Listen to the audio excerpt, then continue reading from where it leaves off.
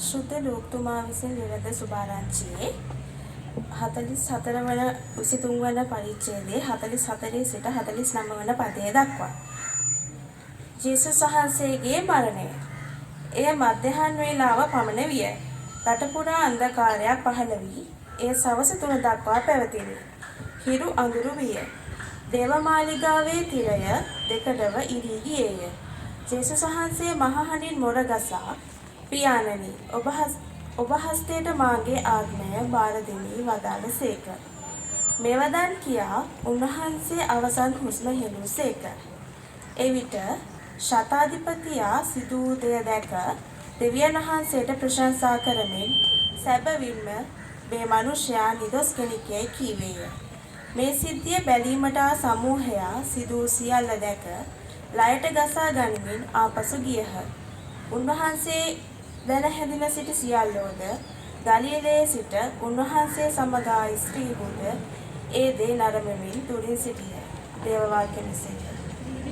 ප්‍රවන්තනි හත්වෙනි වාක්‍ය අවසාන වාක්‍ය උන්වහන්සේ කියනවා පියාණනි ඔබ වහන්සේගේ හස්තයට මාගේ ආත්මය බාර කරනවයි කියලා ප්‍රාණය බාර කරනවයි කියලා.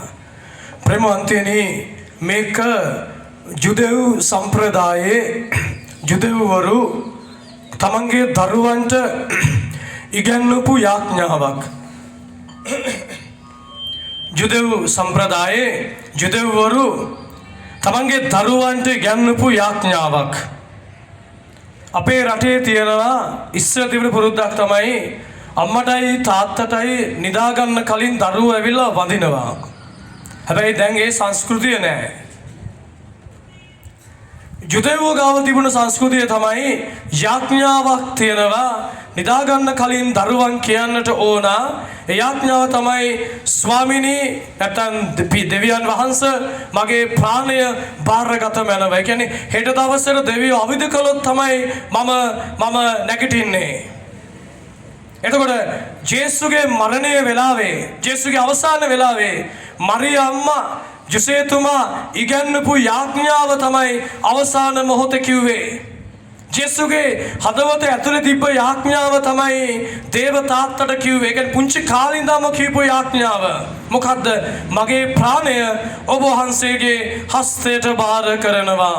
මං අහන්න කැමති අද අපේ රටේ අම්මලා ගෙවල් වල දරුවන්ට යාඥා කරන්න උගන්වනවද?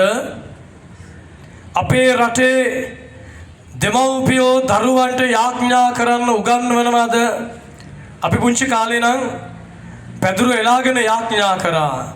හැබැයි අද යාඥා කරන්න උගන්වන්නේ නැහැ. අද බලාපොරොත්තු තියෙන්නේ අන්තිම තප්පර වෙනකන් හරි කමන්නේ හම්බ කරන්න. ඒ කියන්නේ බැංකු account එක බිල්ඩින් ගණන් උසයන්නට. මට දෙන පොඩි සිද්ධියක් කියන්න අපේ ඥාති සීයා කෙනෙක් ගැන. හැබැයි සීයා මැරිලා ඒ නිසා දැන් කියන්න පුළුවන් ප්‍රශ්නයක් නැහැ. නැත්තම් මේ YouTube එකෙන් දැක්කොත් සීයා එනවා ඒකයි. අපේ මේ සීයා රැකියාවට කරේ මිනිපිට සාප්පුවක්. මගේ සීයා නේ මගේ ඥාති සීයා කෙනෙක්. සීයා හැමදාම පොල් තේ පාන පත්තු කරනවා. ඉතින් මම දවසක් සීයෙන් ගිහලා ඇහුවා සීයේ ඔයා මේ පොල් තේ පාන පත්තු කරන්නේ මිනිස්සු මැරෙන්න කියලාද? මොකද මම මේක අහද්දි 88ක් විතර ඇති. කොන්ද පොඩ්ඩක් නැමිලා හැරමිට ගහගෙන වෙලා තමයි පෙට්ටි සාප්පුවේ මේ පොල් තේ පාන පත්තු කරන්නේ. අපි කියන්නේ පෙට්ටි 100 කියලා. මොකද පෙට්ටි එක්කනේ ඉන්නේ. ඒතර මේ පෙට්ටි 100ගේ මං ඇහුවම පෙට්ටි 100 කියනවා පුතේ මිනිස්සු මැරෙන්න කියලා එහෙම පහන පත්තු කරනක පාපයක් නේ. මං කිව්වා ඔව් මං පත්තු කරන්නේ මිනිස්සු මැරෙන්න කියලා නෙමේ පෙට්ටි වැඩිපුර විකිනෙන්න කියලා. මං පහන පත්තු කරන්නේ පෙට්ටි වැඩිපුර විකිනෙන්න කියලායි. ඒ කියන්නේ මරණ මංචකයේ මරණකම්ම එකම බලාපොරොත්තු උනේ හම්බ කිරීම විතරයි. ලෝකෙට දෙයක් දීම නෙමේ. හොඳ වෙලාවට මේ කතාවක් ඇති 100 නැහැ. මන් දන්නේ 100 ස්වර්ගයේ ඉන්නවද අපායේ ඉන්නවද කියලා වෙලා. හැබැයි වැදගත් කාරණාව තමයි මොනවද? ජේසු තමන්ගේ දෙමව්පියන් ඉගැන්වපු යාඥාව තමයි අවසානයේ කිව්වේ. ඔබට ඔබේ දරුවන්ට යාඥාව උගන්වන්න පුළුවන් නම් ඔබේ ගෙදර හවස යාඥාව තියෙනවා නම් එතනයි ප්‍රේමවන්තයනි අපේ ජීවිතවල සාර්ථක භාවය තියෙන්නේ. ඒ නිසා අපි මේ දේ කරන්නටම ඕන. දැන් ගොඩක් අය ආසයි මරුණට පස්සේ මේ විවිධ දේවල් කරනවට. එක අම්මා කෙනෙක් මම පල්ලියක වැඩ කරද්දී අම්මා මට වෙලා කිව්වා අනේ ෆාදර් පුතේ එමන් කියන්නේ අනේ ෆාදර් පුතේ මම අහවල් අයට මානශාලාව කියන්න බෑ කොළඹලක මානශාලාවකට මම පෙට්ටියට සල්ලි බැඳලා තියෙන්නේ AC හර්ස් එකට බැඳලා තියෙන්නේ මගේ දානෙට සල්ලි බැඳලා තියෙන්නේ පුතාගේ අතින් තමයි අවසන් කටයුතු වෙන්නට ඕනේ. ඉතින් මං හැවුවා ආච්චි අම්මේ හර්ස් එකට සල්ලි බැඳලා කළු පාට පෙට්ටියක ගිහිල්ලා බැරි වෙලාවත් ආත්මය ස්වර්ගයට ගියේ නැත්තම් ඒතර ආශ්‍යම්මගේ මූණ රතු වුණා. අපි ජීවත් වෙන්නට ඕනේ. අපේ ජීවිත ක්‍රමය තියෙන්න ඕනේ. අපි ජේසුස් කියන සංකල්පය නෙමෙයි. අපි අපේ පවුලයි කියන සංකල්පය නෙමෙයි. අපි ගාව තියෙන්නට ඕන අනිත් මිනිස්සයා ගැන වේදනාවක් අපිට තියෙන්නට ඕන. අපි කාලා, අපි බීලා, අපේ ගෙදර අපි ජීවත් වෙනවා නම් ඒ සංස්කෘතියට ජේසුස් කැමති නැහැ. අපි ගාව වැඩිපුර දින දේ නැති කෙනෙක්ට බෙදා ගන්නට ඕන. මං වගේම තමයි මගේ අහල පහල අයගේ බඩගින්න. මගේ දුව වගේම තමයි අහල පහල අයගේ දුවලා. මගේ පුතා වගේම තමයි අහල පහල අයගේ පුතාලා. ඒ සංකල්පය තියෙනවා නම් කවදාවත් අපේ ජීවිතේ පාපයක් සිද්ධ වෙන්නේ නැහැ. අපේ රට ලස්සන රටක් බවට පත් වෙනවා. ඒ නිසා අපි මරණයට මුහුණ දෙන්නට ඕන. මෙතන කවුරුත් නැහනේ හැමදාම ජීවත් වෙන්න ආපු අය. අපි මැරෙන්න ආපු අය. එතකොට අපි දැන් සාමාන්‍යයෙන් ඉස්සර නම් ගම්වල 100 කෙනෙක් මැරෙනම අපි දන්නවා පුංචි කාලේ ඊළඟට කප්පේ ගහන්නේ ආරාචි කියලා. හැබැයි දැන් ඒක වෙනස් වුණා. දැන් ඒක වෙනස් වෙලා පොල් තියේදී ඇක්ටි වැටෙන කාලයක් පුතේ දුවේ. පොල් තියේදී කර වෙච්ච වැටෙන්න බලාගෙන ඇක්ටි වැටෙන කාලයක් මේක. අපි දන්නේ කොයි වෙලේ අපි මැරෙයිද කියලා. එතකොට අපේ ජීවිතේ අපි සූදානම් වෙන්නට ඕන මේ ලෝකේ දෙයක් කරලා තව කෙනෙකුගේ ජීවිතේ එළිය කරලා අපිට ජීවිත ගමන අවසන් කරන්න පුළුවන් නම් ජේසුස් කිව්වා වගේ අපේ ජීවිතය ස්වර්ග රාජ්‍යය දක්වා යනවා. ඒ නිසා මම ආරාධනා කරනවා ඔබට ඒ ජීවිත ක්‍රමය ඔබේ ජීවිතය තුළ ඇති කරගන්නට කියලා. අපිට පල්ලිය වැදගත් නැහැ. අපිට වැදගත් වෙන්නේ ජීවිත ක්‍රමයයි. මොකද අපි කිතුණුවන් වුණත් තව කෙනෙක් බෞද්ධ වුණත් මරුණට පස්සේ ඒ දෙන්නගේ ආගම මොකද්ද? ඒකයි ප්‍රශ්නය. අපි කරන යහපත තමයි අපි අරගෙන යන්නේ. ඒ නිසා කිතුණු අයට තියෙන්න බෑ. එයා අන්‍යාගමික අපි කිතුණුවන් කියලා අපි ගාව තියෙන්නට බෑ. අපි බැරියල් කඩාගෙන ජීවත් වෙන්නට ඕන. අපේ සංස්කෘතියේ අපි හදන්නට ඕන. සමහර අය කියනවා එයායි ෆාදර් එයා ගොවිගම කුලේ. ඒගොල්ලෝ රොඩි කුලේ. හැබැයි පල්ලිය ඇතුලේ තමයි ඔක්කොම තියෙන්නේ. එහෙම අයට මගේ පල්ලි ඉන්නත් බෑ. එහෙම සංස්කෘතියක් තියාගන්නත් බෑ. හේතුව තමයි අපි මේ බැරියර්ස් අපි දාගත්ත බැරියර්ස් අපි කඩන්නට ඕන.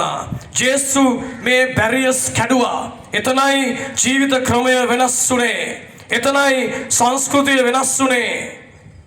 එක්කෙනෙකුට සල්ලි තියෙන්න පුළුවන්. තව කෙනෙක්ට සල්ලි නැතිව යන්න පුළුවන්. එක්කෙනෙක් හොඳ ඉස්කෝලේකට යන්න පුළුවන්. තව කෙනෙක් ගමේ ඉස්කෝලේට යන්න පුළුවන්. හැබැයි මේ දෙන්නම දෙවියන් වහන්සේ ඉස්සරහ පිට මේ දෙන්නම එක සමානයි. ඒකයි ස්වාමින් වහන්සේ ඔබ මට ආරාධනා කරන්නේ ජීවිත ක්‍රමය වෙනස් වීමකට. ඒ නිසා අපි හැම කෙනෙක්ම දැන් නැගිට සිටමු. අපි නැගිට අපි ස්වාමින් වහන්සේ ඉදිරිපිට මේ ගීතය අපි මේ ගීතිකාව අපි ගායනා කරන්නට යනවා. අපි ස්වාමින් වහන්සේට කියන්නට යනවා. සුදෝ ස්වාමිනේ මේ මොහොත මේ මොහොත ශුද්ධ ස්වාමිනී මේ මොහොත ඔබ වහන්සේට බාර කරනවා ඔබ ජීවමාන සමිදානන්‍ය අපි ස්වාමීන් වහන්සේට මේ මොහොත බාර කරමු උන්වහන්සේ ශුද්ධ වූ දෙවියන් වහන්සේ නිසා ලොවකී ඇත්තේ කදිම තරු ලෝකයනු තෙපිට ආදර දෙවිදුන් එතන හදලා නිවසක් අපට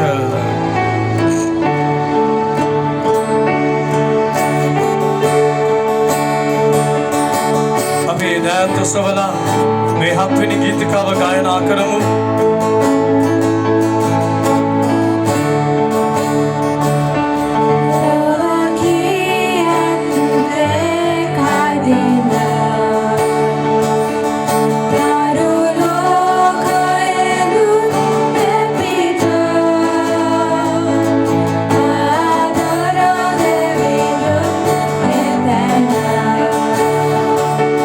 Sadala divasa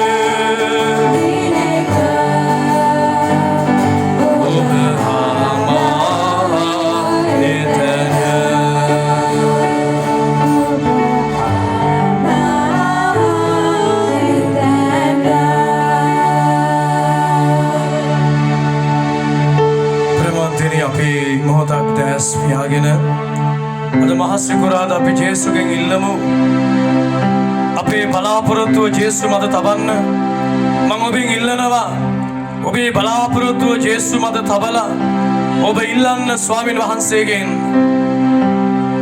ඔබේ බලාපොරොත්තුව ඔබ ජේසුට බාර කරන්න මේකද අපගේ ස්වාමීන් වන ජේසු ක්‍රිස්තුස් වහන්සේ උදෙසාම අපට ලැබේවා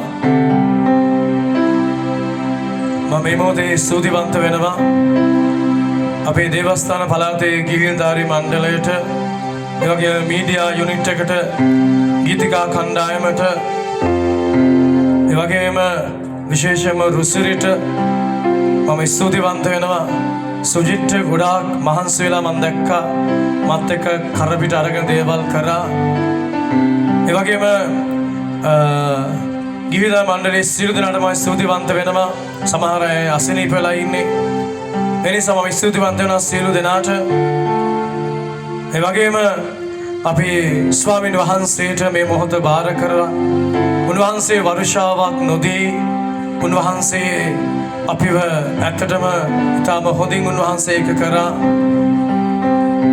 මම ස්තුතිවන්ත වෙනවා ගිහිල්ධාරී මණ්ඩලයේ සුභාෂිනී අක්කා ඒ වගේම සමන්ති ඒ සියලු දෙනාට ස්තුතිවන්ත වෙන අතර මම විශේෂයෙන්ම කියන්නට කැමතියි මම ස්තුතිවන්ත වෙනවා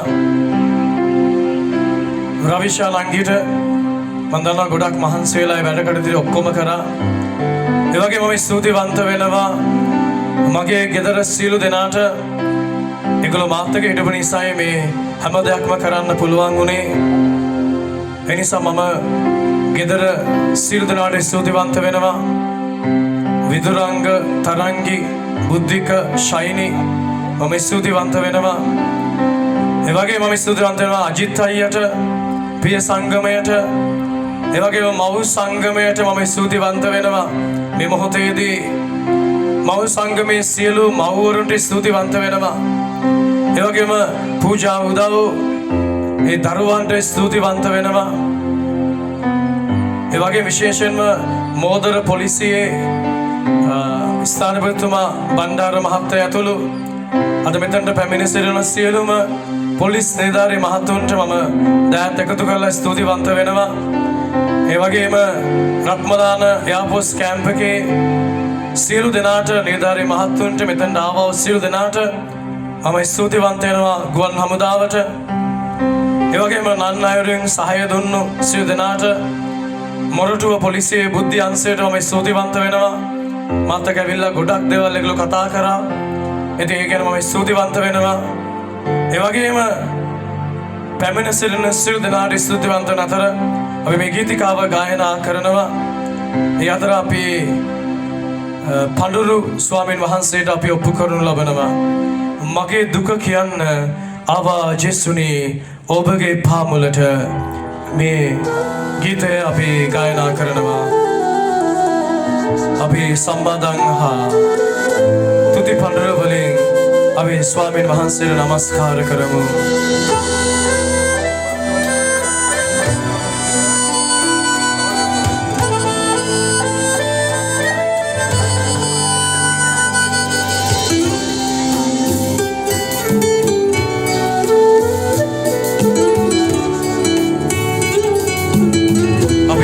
සොයලා කියමු මගේ දුක කියන්න ආවා ජේසුනි ඔබගේ පාමුලට සිත සවි කරන්න ආසයි අහන්න ඔබේ සැනසුම් වචන ජේසුනි ආසයි මාට ඔබ ළඟම රැඳෙන්න ජේසුනි ආසයි මාට ඔබ තුලම සිටින්න ජේසුනි ආසයි මාට ඔබ සුවය ලබන්න Jésù ni àṣà ìmọ̀ àjẹ́ òun.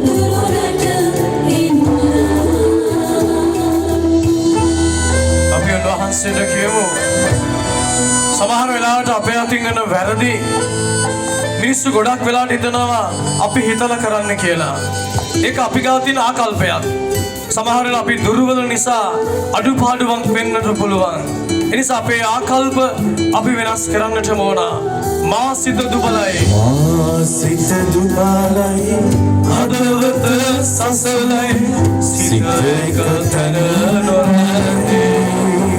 ඕ ජේසුනේ අසන්න ආදර ජේසුනේ ඇයි මා දුබල වුනේ. ජේසුනේ ආසයි මාට ඔබ ළඟම රැඳෙන්න. ජේසුනේ ආසයි මාට ඔබ තුලම සිටින්න. ජේසුනේ ආසයි මාට ඔබ සුවය ලබන්න.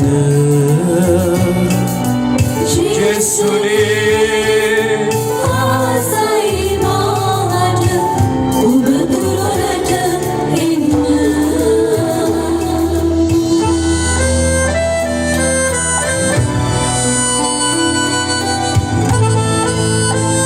අහසේ ව්‍යාගුන් සඳපන දෙවිඳුන් මා දෙස බලනු ඇත. රාජාලිය තම පැටවුන් රකින්නසේ ඔබ මා රකිනු ඇත. අහසේ ව්‍යාගුන් සඳපන දෙවිඳුන් මා දෙස බලනු ඇත. රාජාලිය තම පැටවුන් රකින්නසේ ඔබ මා රකිනු ඇත. ජේසුනේ ආසයි මාට ඔබ ළඟම රැඳෙන්න. ජේසුනේ ආසයි මාට ඔබ තුලම සිටින්න. ජේසුනේ ආසයි මාට ඔබ සුවය ලබන්න. ජේසුනේ ආසයි මාට ඔබ තුරට එන්න. තව විශේෂ පුද්ගලයෙක් කියන ස්තුති කියන්නට. එයා තමයි සම්පත්. සම්පත් ගොඩක් මහන්සිලා වැඩ කරා මම දැක්කා. අපි අප්පුඩියක් ගහමු සම්පත්ට. අපි අවසාන ගීතිකාව ගායනා කරනවා පත්‍රිකාවේ.